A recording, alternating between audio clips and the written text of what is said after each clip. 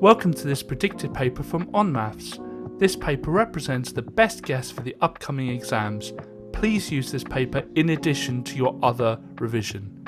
You can complete a unique version of this paper by going to our On Maths site. On Maths is full of free content to help you prepare for your exams, such as topic-based papers, demon questions, and mini mocks. If you like what we do, please consider subscribing. If I start by drawing a number line, and we're going to put the 110 in the middle. Now I'm going to label the next one down and the next one up. It says to the nearest 10, so the next one down would be 100, and the next one up would be 120. Now we're interested in the cutoff, and the cutoff point is between the two numbers. Okay, so that's the cutoff point. If it goes above that cutoff point, it would have rounded to the next number up. So if the number was here, it would round to 120. If the number is on the cutoff point, which we can see is going to be 115, then we know it would round up. So we need to find the biggest number in this part here. So this part here, and it includes this line actually, so it includes this line. So all the numbers that would have rounded to 110 would have been 105, 106, 107, 108, 109, 110, 111, 112, 113, 114, which would be here. But if it was 115, it would have rounded to 120. So 114 is the biggest number it could have been before rounding to 120, and we know it didn't round to 120 because in the question it says it's 110 to the nearest 10. So our answer is 114. So factorise means to put it into a bracket, and it looks like it's a quadratic here, but it's actually just a linear factorising because we don't have a number term. So we're going to just use one bracket for this. And looking at these terms, I'm going to focus first on the numbers. So 20 and 30, I can divide both of those by 10, and that will leave 2 and 3. So that's the numbers done. Next, I'm looking at the t terms. So we've got t squared there and a t there. So we can divide out a t, but that will leave a t on the first term. And finally, I'm going to look at the u, and there's just a u on both of them I can factorise out, and actually that just leaves nothing on the inside of the bracket. Now, always when you do this, expand the bracket to check if you've made any mistakes. So I'm going to do smiles and rainbows. There's loads of different methods. So 10 times 2 is 20, t times t is t squared, and then the u, plus 10 times 3 is 30, times t times u. So we know we've got the right answer. So our answer is 10tu brackets 2t plus 3. So this question says that Adrian, Ben and Charlie have some sweets, and the ratio of Adrian to Ben to Charlie is 9 to 6 to 13. But it also says that Charlie got 56 more sweets than Adrian. So there's 56 more sweets. Well, looking at the actual parts of the ratio, there are 4 more parts. So plus 4 parts, which represents plus 56 sweets. So the 4 extra parts are worth 56 sweets. So 4 parts are worth 56 sweets. So 1 part would be 56 divided by 4, which is 14 sweets. So all we need to do now is work out how many parts there are. Well, there are 9 plus 6 plus 13 parts, which is 28. And each part is worth 14 sweets. So the total number of sweets will be 28 times 14. So 28 times 14 is 392. So I'm going to start off just with a quick sketch, and we know that the bearing of B from A is 85 degrees. So we're going to have A here and B here. And let's just draw a line between them. And let's do both our north lines.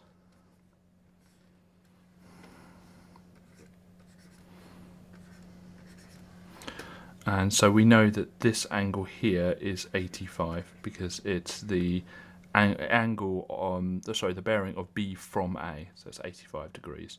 So now it says work out the bearing of A from B. So the first thing we can do is actually just draw a line going down here, and we know that this angle here will also be 85 degrees because of alternate angles. It's always best to write that down somewhere, so we can just put in brackets here alternate angles, and we know that this angle here is going to be 180 degrees because it's a straight line.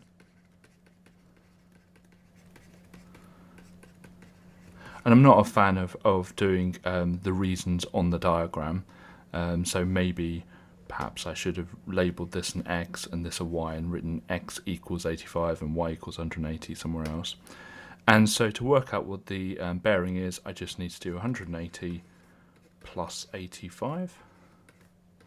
So 180 plus 85 is going to be 265 degrees. On a scatter graph, an outlier is a point which doesn't fit the pattern. And as we can see here, all of these coordinates fit kind of a nice line going down there. So they all are showing a trend. But we've got this point here that's nowhere near that trend at all. And that's what we call an outlier. So we know that these are going up in twos. So this will be 28. So the x coordinate will be 28. And this will be 19.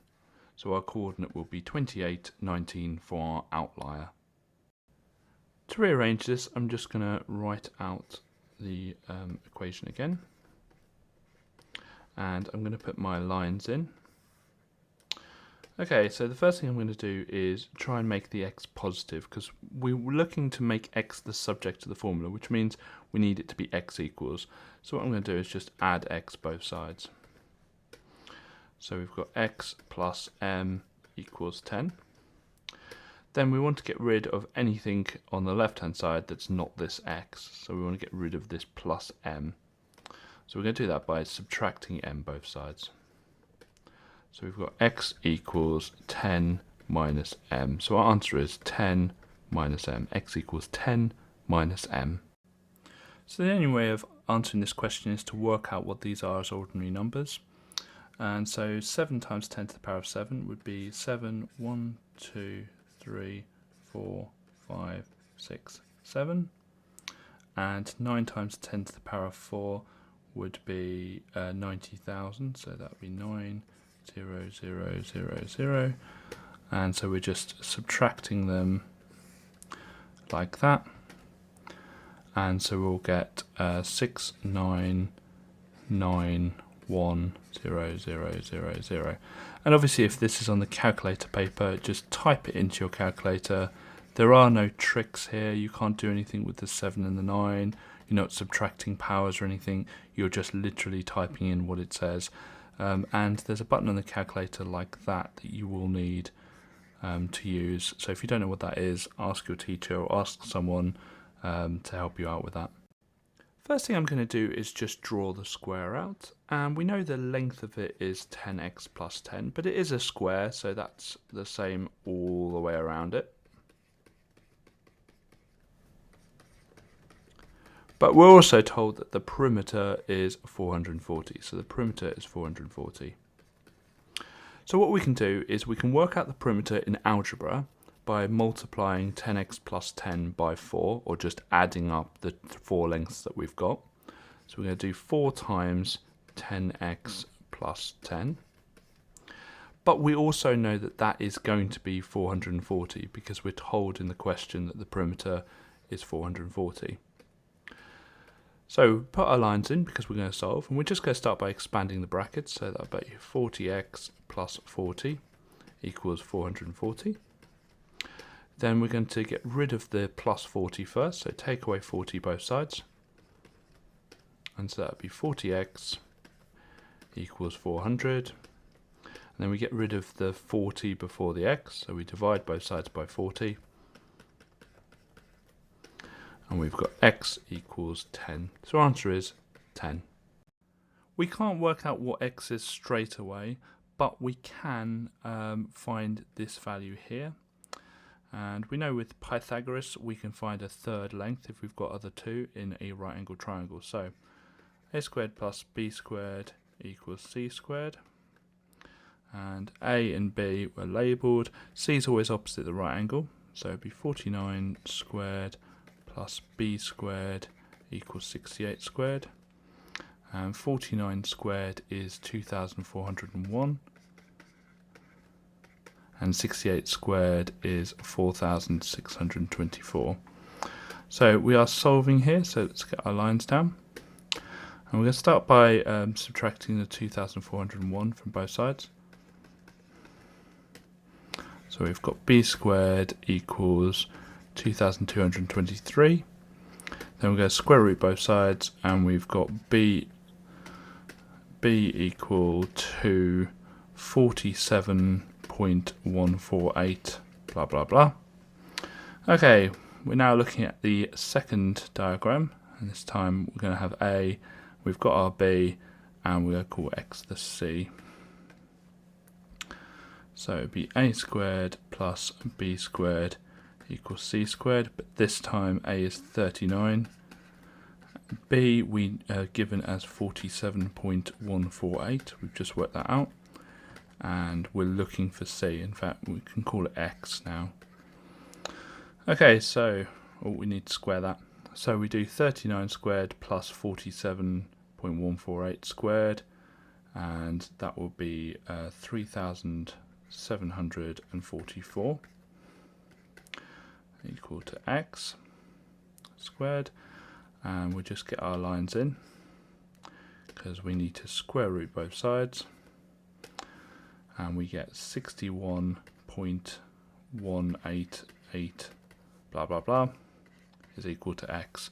It says it wants its two decimal places, so that would be 61.19. To find the mean, we need to work out the sum of the numbers, basically what they add up to. And what we then do is divide that by the amount of numbers.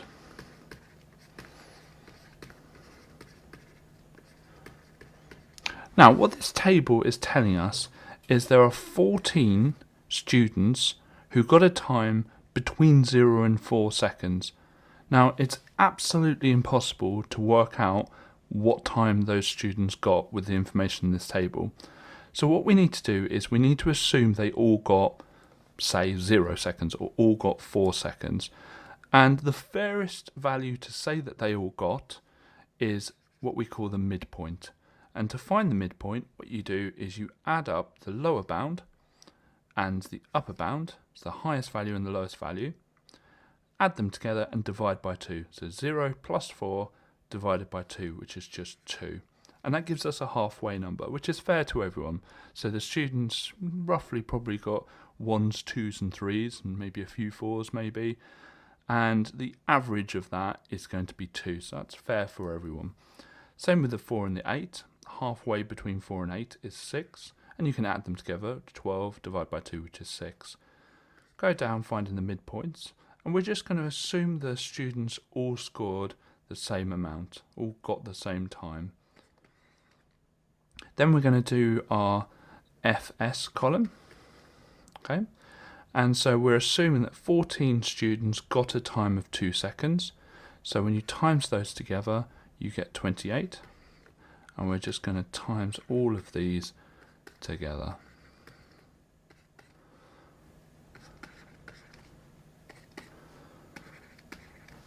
Okay, next we're going to work out the sum of the FS. And to work that out, we just add all of these up together. So we're going to do 28 plus 36 plus 30 plus 126 plus 36. And when you add them all up, you get 256.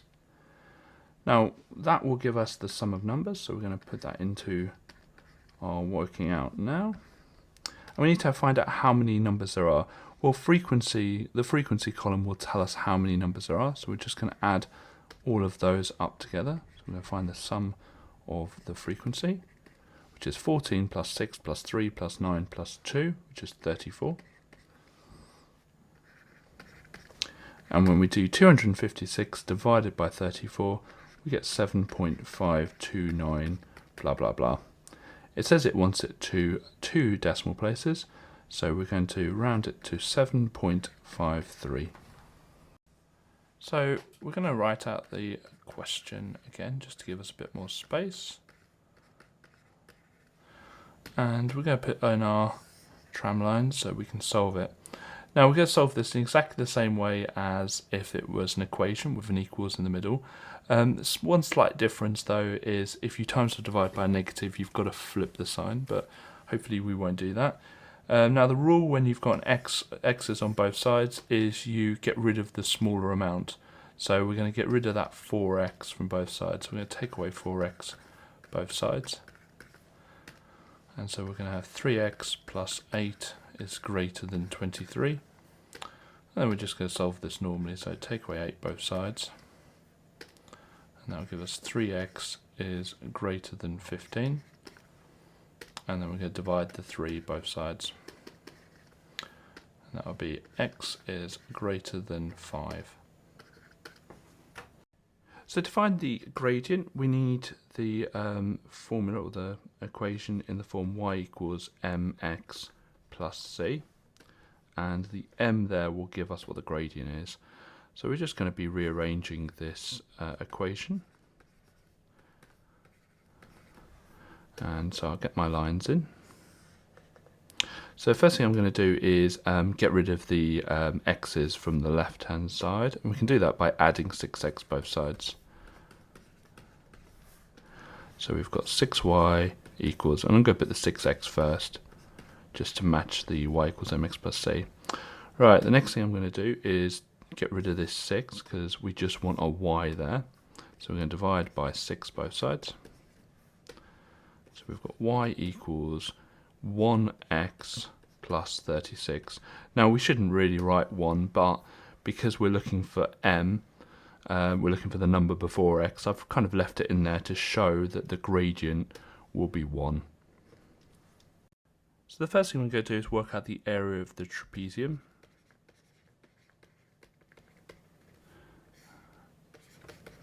And the formula for that is half brackets a plus b times h.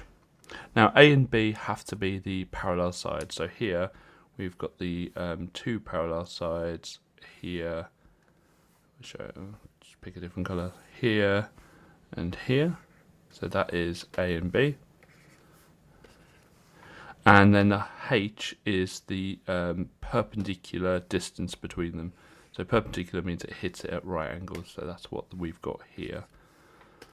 So the area would be half times a, which is 28, plus b, which is 14, times the height, which is 14. And so that would be 294. Next we'll do the circle. Now it doesn't look like we've got anything for the circle, but actually the height here is actually the height of the circle as well. So the height of the circle is the same as the diameter. So the diameter of the circle is 14. Therefore the radius would be half of that, which is 7. And the area of the circle is pi times the radius squared.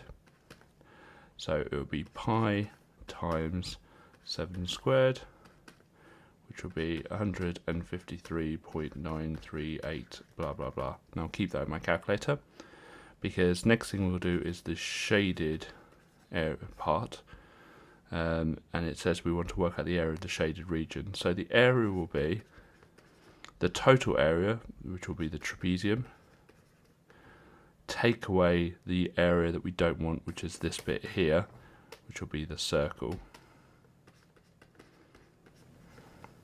So the trapezium's 294, the circle's 153.93 blah blah blah, and when you do that you get 140.061 blah blah blah. It says it wants it to 2 decimal places, so it would be 140.06. So for this question we need to understand the different types of graphs from different functions. So if we have a reciprocal graph, it looks something like this and like this. It could be the other way around and it could be distorted, but it basically goes down to a point along here. It goes to infinity and it goes to infinity along a point over here, and obviously those positions could change. Then we've got a linear graph. A linear graph is just any straight line, so just any kind of straight line, either up or down, and this doesn't look like either of those. Then we've got a exponential graph. An exponential graph just starts really small and then just really increases like that and just keeps going up. And here we kind of have that, obviously the other way around, it starts going down, but here it's actually going up, so it can't be a reciprocal graph. So the graph that this is, or could be, is a quadratic graph, because it's a nice U shape. So if we carry this on, it could be a nice U shape. It could also be a cubic graph as well. So it could go up and then down and then up, and that's a cubic graph. But the most obvious one is a quadratic graph. So quadratic function. So in this question we are told that the centre of enlargement is at 6, 4. So let's just put across there. And what I'm going to do is just draw ray lines from the centre of enlargement, and we're just going to go through each of the corners of our shape A. And we're going to just check whether it goes through the corner of shape B, which it does on this one. Let's just keep going. Yeah, it does on this one.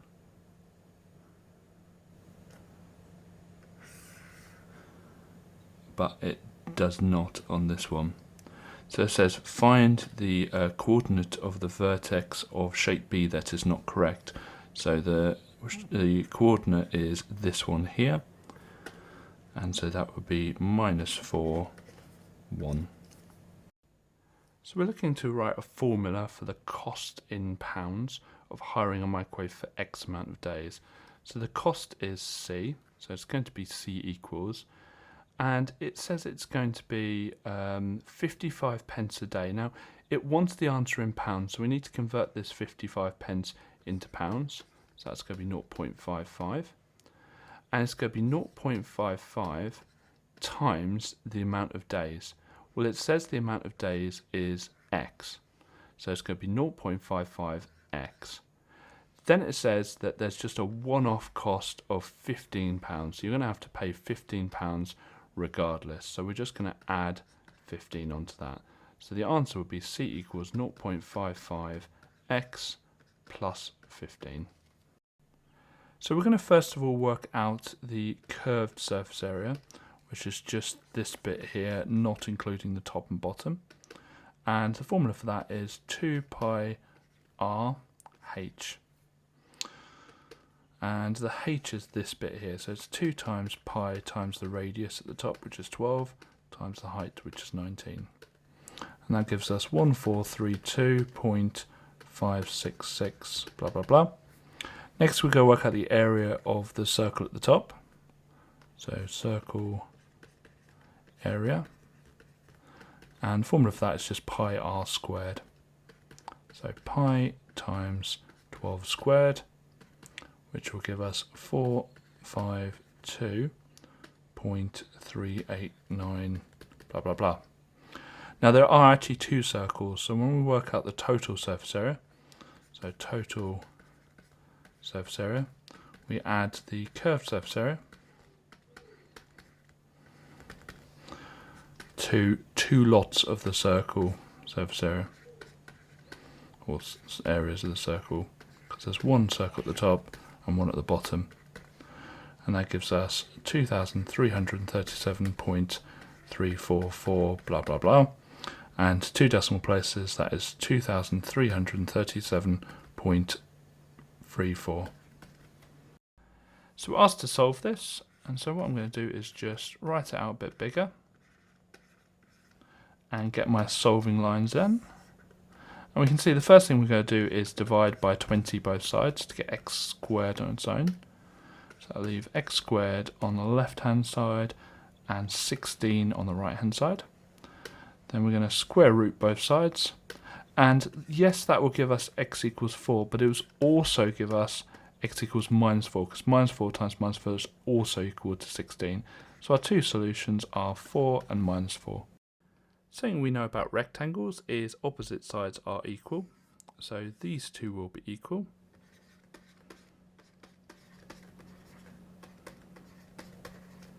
And these two will be equal. And you notice now that we've got simultaneous equations. So what I'm going to do is get the coefficient of the y the same. And I'm going to do that by multiplying everything in the second equation by 3. So we get 6x plus 9y equals 123. And I'm just going to write in the first equation underneath, because with simultaneous equations we work downwards. Now looking at the signs, they are the same, and the s in same is the s in subtract. So we're going to subtract going downwards. We're just going to subtract going downwards. So 6x take away 3x is 3x. 9y take away 9y is nothing, which is good. That's what we need. And then 123 take away 93 is 30. We're going to get our solving lines in, and we're just going to divide by 3 both sides. So we've got x equals 10. So we know what x is, but we need to find out what y is. So what I'm going to do is I'm just going to pick one of the equations. I could pick the 2x plus 3y equals 41 and just substitute the value of x in. So 2 times, instead of x, it's times 10 plus 3y equals 41. So it would be 20 plus 3y equals 41. Get my solving lines in. And we're going to take away 20 both sides. So we've got 3y equals 21. And then we're going to divide by 3 both sides if I don't run out of room. So y equals 7. So we've got x equals 10, y equals 7. Now I could check that with the first equation as well. So 3 times 10 is 30, 9 times 7 is 63, 30 plus 63 is 93. So we know we've got it right. So the way this formula works is we have m, which is the final amount. The 2000 here is our initial amount. The decimal in here is our multiplier, and the power here is the amount of years. So the way multipliers work is they are the percentage divided by 100. So if we go the other way and times it by 100 to make it back into a percentage, it will be 102.9%. Now it says, what is the interest rate of the bank? Well, the interest rate is always going to be 100%. Well, this 102.9% is 100% plus the interest rate, which will equal the 102.9%. So the interest rate is going to be the 2.9%. You always start off with 100%. So if I put £5 into my bank, I've got 100% of that £5, and then the interest rate is on top of that 100%. So our answer here will be 2.9%. To find the resultant vector, we just get the two vectors and we add the tops and add the bottoms. And it's a plus minus 13, so it's 9 take away 13. When we do that, we get 13 at the top and minus 4 at the bottom. We don't have to for this question, but it might be helpful to draw a Venn diagram for this. And we've got green and brown leaves, so we'll have green on the left and brown on the right. So green and brown. And we're told that there are 19 green and 15 brown and 6 that were not green and brown. So the only number we can put in is the 6 on the outside of the Venn diagram. We're told that 19 are green, but we don't know which, either they're in here or a bit of both. So what we can do is we can label the center X, and we can say that there are 19 take away X just green, because they could have been both green and brown. And for the brown we can do the same, so it'd be 15 minus X. And for the next step, we know that all of them together add up to 32, because it says in the question. So we're going to add all of these, the 19 minus X, the 15 minus X, and the 6 together, and we know that equals 32. And let's get our solving lines in. So we've got minus X and minus X, so that will be a minus X. And we've got 19 plus 15 plus 6, which will be 40, equals 32. We're going to take away the 40 both sides.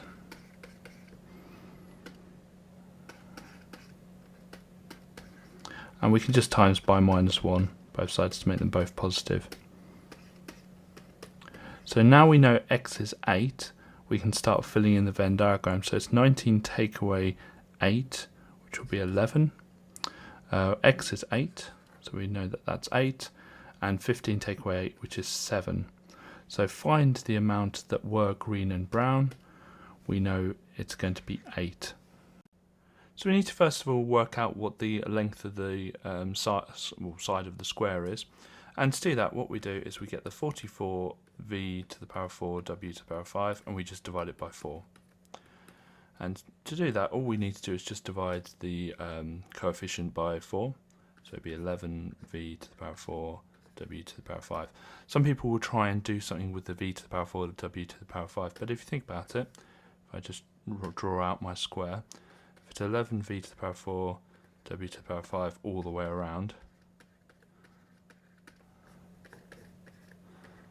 when you add, you don't add the v to the power 4 w to the power 5, it's just going to be 11 lots, another 11 lot, another lot of 11, and another lot of 11. So it's 44 v to the power 4 w to the power 5 in total.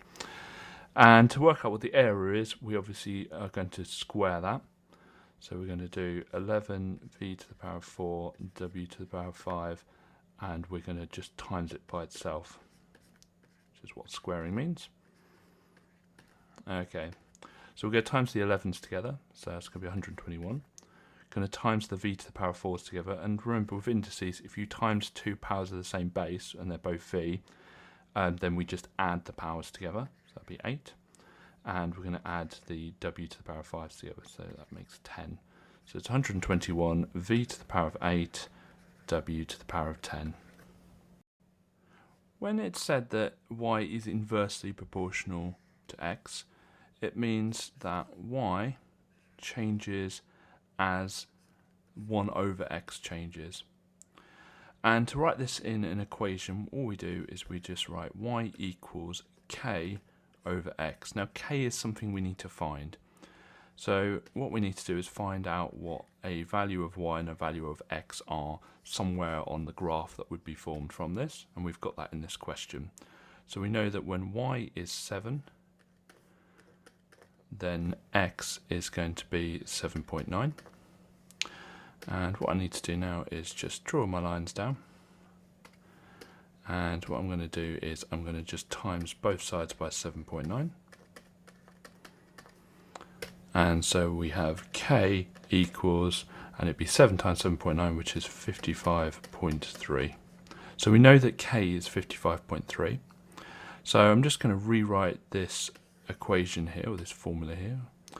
But instead of k, I know that it's going to be 55.3.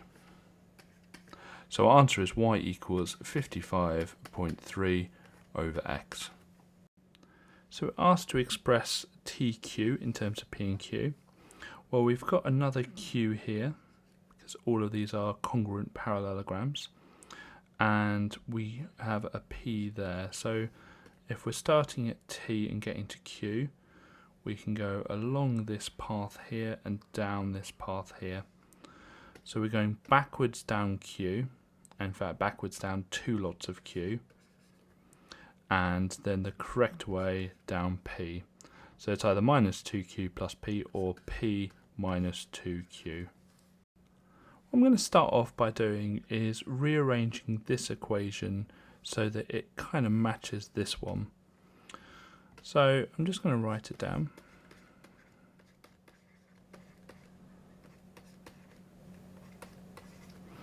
And we want the n to be minus 2. So what I'm going to do is I'm just going to put my rearranging lines in, and we're just going to add 10 to both sides.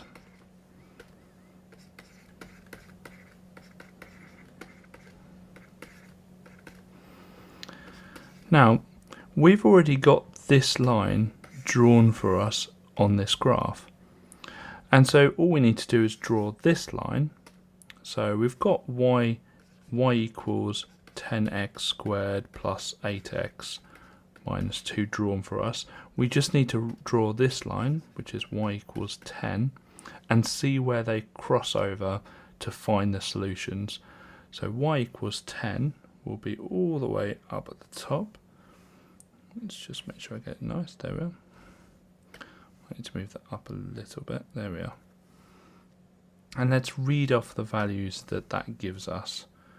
So it comes down here, and it comes down here. So the values it comes down to are minus 1.6 and 0.8, and those are our solutions. First thing we need to do is work out the volume of this prism, and it's a trapezium based prism. So the volume will be the area of the cross section, or area of the trapezium, times the length, how 3D the prism is. So trapezium is half a plus b h, and then times the length. Now A and B are the two parallel sides, which will be this one and this one. And then the h is the perpendicular line that hits both of them at 90 degrees, which is what perpendicular means, between the bases. So this will be the 25 meters here. So it's going to be half, and then we're going to add 1 and 5, times that by 25. The length is how 3D it is, so it would be that 10 there. So we're going to times that by 10, and that will give us 750. So it's 750 meters cubed. Now, there is a little formula we can make for the rate. So the rate of anything for this will be the volume gained over time. Now, with this question though, we're interested in the time it will take. It says how long will it take. So we're actually looking at the time. So it will be time equals the volume, which is 750, over the rate, which is 15. So 750 divided by 15 is 50. So it will take 50, and let's have a look. It says per minute. So it would be 50 minutes. So we've got a right angled triangle here, and we've got two lengths and an angle involved in the question. So we are going to be using trigonometry. And the first thing to do with trigonometry is label the sides. So the one opposite the right angle is the hypotenuse, the one opposite the marked angle is the opposite, and the one between the right angle and the marked angle is the adjacent. Now notice that hypotenuse doesn't have a number or letter next to it, so we're going to cross that out. We're not interested in that. And we're now going to just draw our triangles, our SOHCAHTOA triangles. So it would be SOHCAHTOA. And we've crossed out the H, so it's not going to be SO or CA, it's going to be TOA, because TOA is the only one without an H. So it's going to be tan the angle equals the opposite over adjacent. So the angle is 48. So tan 48 equals the opposite, which is x, over 2.3. I'm going to put our lines in. And notice here we just need to times by 2.3 both sides to get x on its own.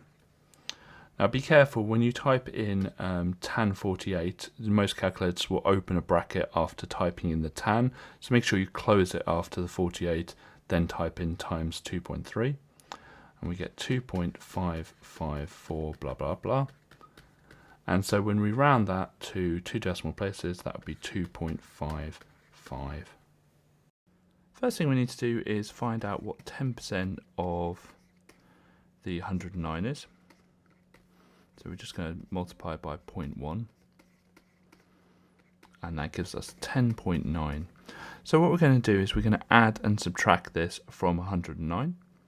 So we're going to do 109 take away 10.9, which gives us 98.1. And then we're going to do 109 plus 10.9, which will give us 119.9.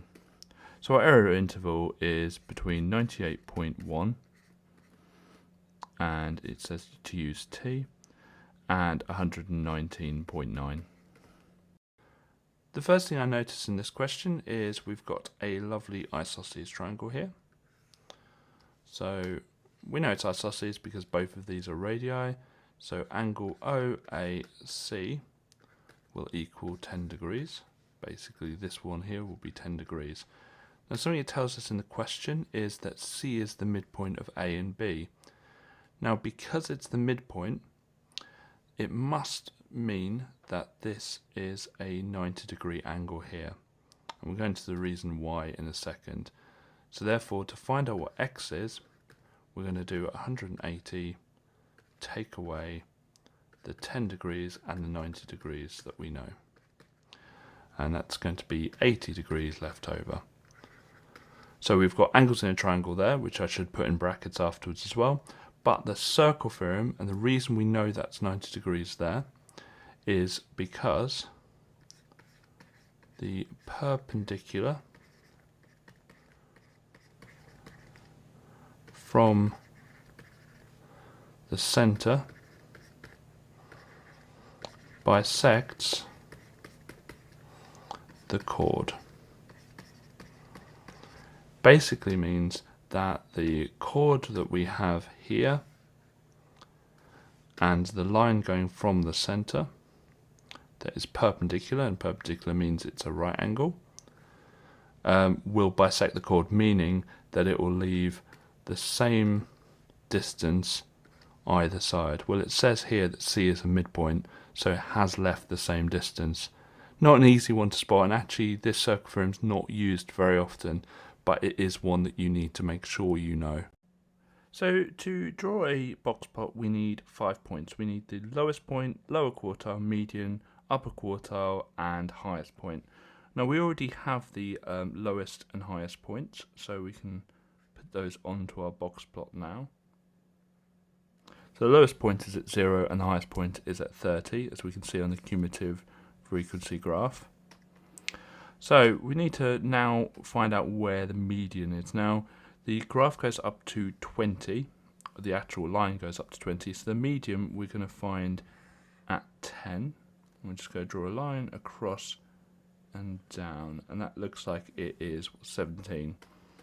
So our median will be at 17. So we're just going to draw a line at 17. Get it just perfect, there we are. Okay, next thing, we're going to look for the lower quartile. So if the median, we drew a line across at 10, the lower quartile would do it at 5, which will be here. So that's at 12. So we're just going to draw a line up from 12. Fill in this box, and we can actually fill it in with the lowest point. And lastly, we need our upper quartile. And we do that by adding the 5 and the 10 together to make 15. So we're going to draw a line across from 15 and down. And that's 23. So a line up from 23.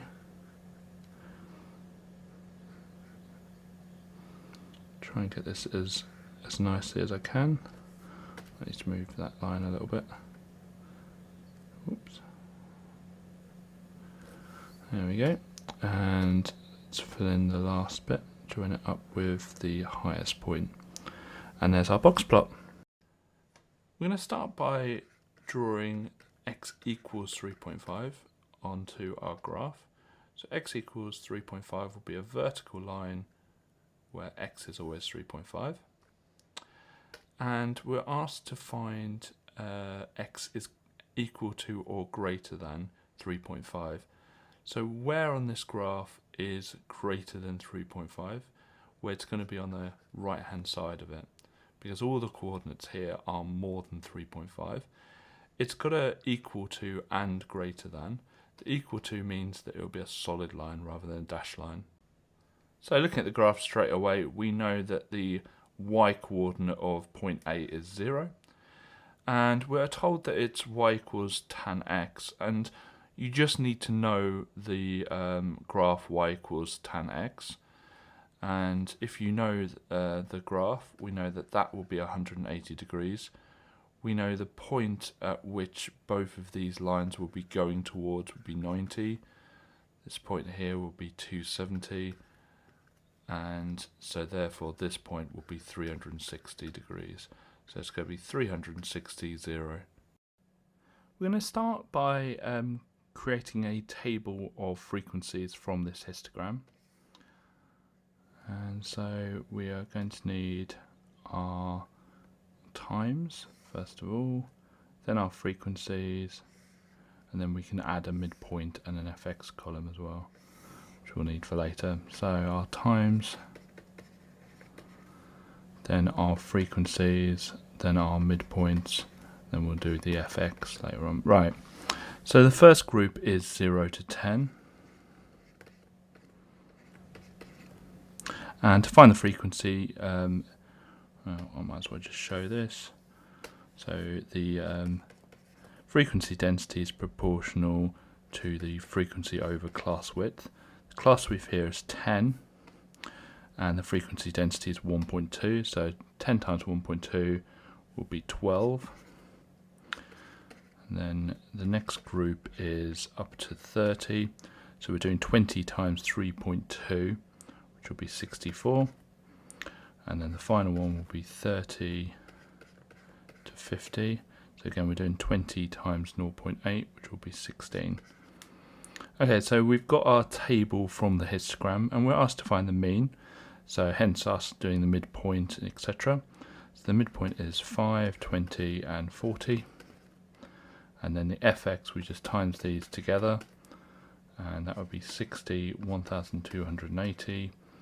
And 640. Now, something I said earlier is that the frequency density is proportional to the frequency divided by class width. It does tell us there are 92 people, and if you do the sum of the frequencies, you do get 92. So we know that it's a one-to-one relationship. Okay, so let's do the sum of the fx by adding up these numbers here, and you get 1980. So to find the mean, we do the sum of fx over the frequency, sum of the frequencies, and that will give us 21.521, blah blah blah, and 2 decimal places, which is what the question asks for. It's 21.52. I'm going to start off by labelling this triangle. So we've got a big A, big B, big C, and the opposite ones are little a, little b, and little c. And we've got to figure out whether we're using the cosine rule, sine rule, or something else. We've got 3 lengths, and we're looking for an angle. So whenever we've got 3 lengths and an angle involved in the question, it's definitely going to be the cosine rule. And we've got to figure out which of the cosine rules we're using, because there's 2 variants, one when you're looking for a length and one when you're looking for an angle. And we're clearly here looking for an angle. So the cosine rule I'm going to use is cos A equals b squared plus c squared minus a squared over 2bc. And all that is, if you don't know what this formula is just a rearranged variant of the a squared equals. So it's just rearranged, and it helps if you remember both of the formulas for the cosine rule. It does make things a bit easier. So we're going to write it again, but this time with all of the numbers and letters in that are in the question. So instead of b squared, we've got 9 squared plus, and then the c squared is 6 squared minus the 4 squared over 2 times b, which is 9, times c, which is 6. And when you do that on the calculator, you get 0.935 blah blah blah, but that's what cos x equals. So if we try and solve that now, all we need to do to both sides is the inverse cos. So we're just going to do the inverse cos of 0.935 etc. that's on the calculator, and that gives us 20.741 blah blah blah, and it says it wants its 2 decimal places, so that's going to be 20.74. We're going to start by working out what outcomes will give us 2 different types of drink. So we could have OA or AO. We could have AW or WA, and we could have OW or WO. Now what we notice really when we do this is that OA gives us the same probability as AO, same with AW and WA, same with OW and WO. So we're going to just ignore the right hand side ones, and we're just going to focus on the left hand side ones.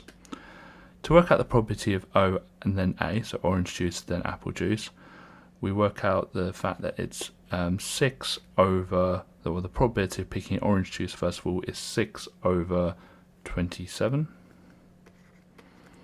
And then if we picked an orange juice, the probability of picking an apple juice would be 9 over 26. And so that would be 54 over 702. Apple juice then water would be 9 over 27, and then 12 over 26, and so that would be 108 over 702. And then orange juice then water will be 6 over 27 and 12 over 26, and that would be 72 over 702. Now we're looking at the probability of this or this or this, and the word or means add. So the probability of OA or, I should put that in brackets, probability of OA or AW or OW is these added together. And when you add them together, you get 234 over 702. Now, I said we would deal with the reverse situations now. I'm going to deal with that now. And as I said, OA is going to be equal to AO, AW is equal to WA, and OW is equal to WO. So all we need to do to find the probability that the drinks are different is get the 234 over 702 and just double it. And we can do that by just doubling the numerator. So 468 over 702. That cancels down to 2/3. So there is a 2/3 chance that the drinks will be different. This question is all about completing the square, but we've got to do something first. We have a coefficient of the x squared there, and we want to get rid of that. Whenever we do the completing the square, we need to have just x squared on its own, ideally. So we're going to divide out that 3, and so we're going to have 3 brackets, and then we're going to have the x squared minus 10x, close brackets, minus 11. Then we're going to complete the square with x squared minus 10x. So we're just going to copy in that 3 brackets. And how we do this is we create a bracket and we put the x at the start minus half of the coefficient of the x, so half of the 10 would be 5, close bracket, squared. Now I'm going to leave that half done because down here I'm just going to, well, across here I'm just going to expand that and show what that creates. So x times x, so that's the same as x minus 5, x minus 5. So we get x squared minus 10x plus 25. So notice here it creates this plus 25, which we've got to deal with. And we deal with that by removing the 25, which we do here. Close brackets, minus 11.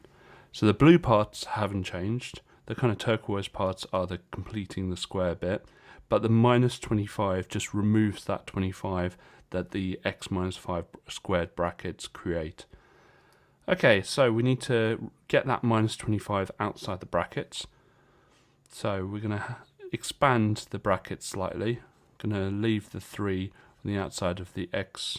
In fact, let's keep the color scheme going. So we're going to have the x minus 5 squared bit there. 3 times minus 25, it's minus 75. And then we've got this minus 11 at the end. Okay, and we're very, very close to finishing. All we need to do now is sort out the minus 75 and the minus 11. And when we subtract those two, we get minus 86. Now the m part is going to be 3. The p part inside the bracket is going to be minus 5. And the q part is going to be minus 86. When you have a minus in the brackets in the function, you're going to reflect it in the y-axis. So we're going to have to reflect this in the y-axis. So we need some kind of understanding of what the sine wave does before it gets to 0, 0. And it starts by going up. So when we go backwards, it actually goes to minus 1 at 90. And then it will go back up, or at minus 90 I should say, then go back up to 0 at minus 180. So what our graph is going to do, because it's reflecting in the y-axis, our graph is going to go down to 90, go down to minus 1 at 90. Now a sine graph normally goes up, but this is going to go down. And actually it's going to look very similar to if it had reflected in the x-axis, but that is not what's happened. It has reflected in the y-axis. It just happens to be identical to if it had reflected in the x-axis. So it's going to go down to minus 1 at 90, back up to 0 at 180, and then just keep going with its cycle. That's not great. We need to cross the coordinates. But as always, make sure you have nice, smooth U shapes at the bottoms and the tops. And that's more than good enough to get the marks. So we're going to just quickly write out our sequence. So 9, 22, 41, 66 and 97. And we're going to find the differences of each of them. So that's going to be plus 13. Then we've got plus 19. So they're different already. We know that it's not a linear sequence. And that's going to be plus 31. So we now look at the difference of the differences. And so we've got plus 6 again, and plus 6 again. When you have a difference of differences, it's going to be a quadratic sequence. And we're interested in what the difference of differences is, because what we now do is get that 6 and we always halve it, and it gives us 3. Now that 3 is actually really important because that is the coefficient of the n squared. So we know our sequence will begin 3n squared. So we're going to do a table now to see what the rest of the sequence will be.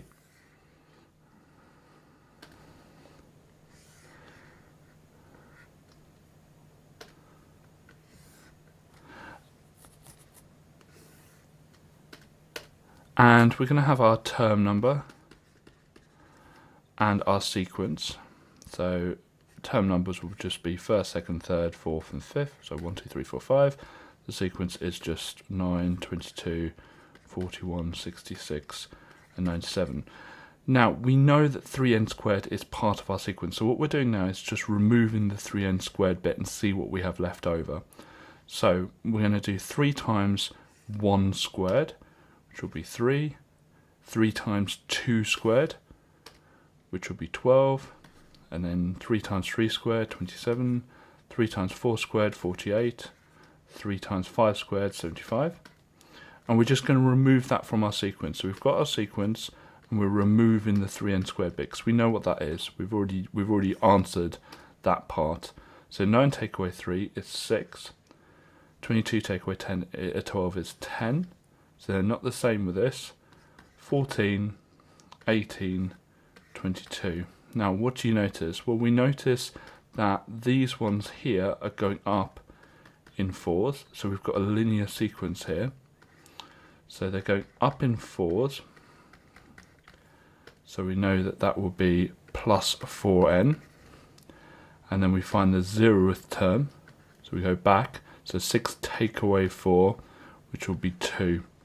So it's going to be 4n plus 2. So our total quadratic sequence will be 3n squared plus 4n plus 2. So to find the shaded part of this diagram, we need to first of all work out the volume of the smaller cone, which is at the top. Then work out the volume of the larger cone, which is the whole cone shown, and then take them away from each other. So the radius for the smaller cone is 4 and the height is 5. And the radius for the larger cone is 20 and the height is the 20 plus the 5, so it would be 25. So I'm just going to label them A and B. And so why don't we work out the volume for B first? And the formula for the volume of a cone is 1/3 pi r squared h, with h being the perpendicular height. So it's 1/3 times pi times 20 squared times 25, which is going to be 10,471.975, blah, blah, blah. We're going to work out the volume for A, and this time it will be 1/3 times pi times the radius now is 4, and the height is 5. So that will be 83.775, blah, blah, blah. So to work out the shaded bit, we're just going to do the volume for B, take away the volume for A. So it's going to be 10,471.975, take away 83.775. And all those I'm going to keep in the calculator to keep the accuracy. And that gives us 10,388.199, blah, blah, blah. And to 2 decimal places, it's going to be 10,388.20. So we're asked to first of all complete the square, so that's what we're going to do. And to complete the square, we've got to remove the minus from the x squared because we've got to have x squared. So we're just going to factorise out the -1 effectively. And we have minus x squared, and this has to be minus 10x. And then we're just going to leave the plus 7 on its own at the end there. And the reason this is a minus 10x is a minus 1 times minus 10x is 10x. Okay, so we're going to leave that, and we're going to just focus on the x squared minus 10x. So the way we complete the square is you do a bracket, and you have x, and then you halve what the coefficient of the x is, so that'd be minus 5, and then square it.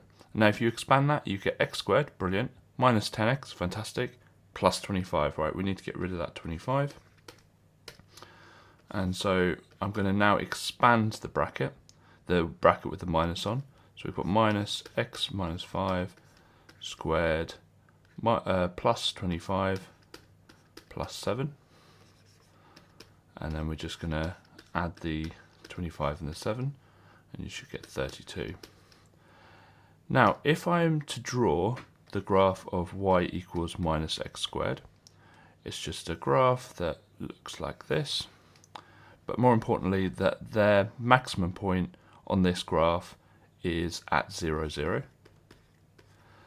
And if we remember our graphic transformations say that if we have a minus 5 on the inside of our function, and so comparing this function, say this is f of x, part of this equation here involves a minus 5 inside the function. That minus 5 moves the graph to the right 5. Okay, so we're going to move it to the right 5. Similarly, if you have a function and you've got a plus 32 on the outside of it, which we have here, it's going to move it up 32. So instead of our maximum point being at 0, 0, it's moving to the right 5, so the x coordinate would be 5, and up 32, so the y coordinate would be 32. I'm going to first of all just focus on this rectangle here. And we know that to find the area of a rectangle, you multiply the two lengths. And when you've multiplied them for this rectangle, we get 697. But let's write down what A is equal to. And A will be equal to the area, which is 697, divided by the length at the top, which is x plus 30. Now let's focus on the other square, or the other rectangle. And this time we have A equal to the area of it, which is 1870, divided by the 10x. Now because both of these are equal to A, we can actually just get both of these fractions equal to each other.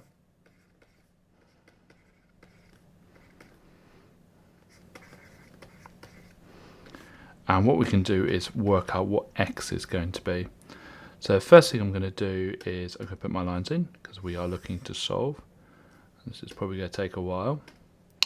And I'm going to times both sides by the x plus 30, so I can get rid of the denominator on the left hand side. And so this will just be 697 on the left hand side because that gets rid of the denominator. And it would be 1870 times x plus 30, and then all of that over 10x. Same thing again, but I'm going to get rid of the denominator on the right hand side, so I'm going to times both sides by 10x. So we've got 697 times 10, which would be 6,970x, because it's 10x. And it won't actually do anything to the right hand side, but I am going to expand the top, the numerator. It just gets rid of the denominator. So let's expand while I'm here. So that would be 1870x plus, what is it, 56,100. I believe that's right. Yep. Okay, so now we've got x's on both sides. So we look and see which one is the smaller amount of x, which is the 1870, and we're going to take that away from both sides. So take away 1870x from both sides, and that will leave 5100x on the left hand side, and then obviously we've got the 56,100 on the right hand side. And we want to get rid of the 5,100, so we're just going to divide both sides by 5,100. And so we've got x equals 11.